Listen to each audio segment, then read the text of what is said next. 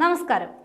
വയറെഴിയുന്നവരുടെ മിഴി നിറയാതിരിക്കാൻ കണ്ണൂർ ജില്ലാ ആശുപത്രിയിൽ ഡിവൈഎഫ്ഐ ഇതുവരെ വിതരണം ചെയ്തത് 14 ലക്ഷം പൊതിച്ചോറുകൾ.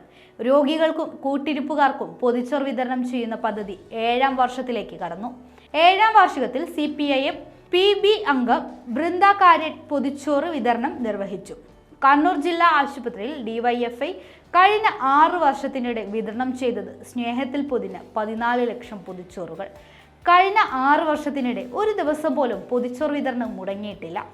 എല്ലാ ദിവസവും ഉച്ച സമയത്ത് പൊതിച്ചോറുമായി ഡിവൈഎഫ്ഐ പ്രവർത്തകർ കണ്ണൂർ ജില്ലാ ആശുപത്രിക്ക് മുന്നിലുണ്ടാകും.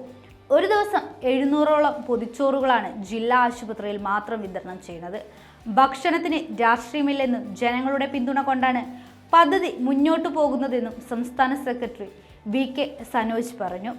7ാം വാർഷികത്തോടനുബന്ധിച്ച് പൊതിച്ചോറിനൊപ്പം പായസവും വിതരണം ചെയ്തു. മുൻകൂട്ടി അറിയിച്ച് വീടുകളിൽ നിന്ന് പൊതിച്ചോറുകൾ ശേഖരിച്ചാണ് വിതരണം ചെയ്യുന്നത്.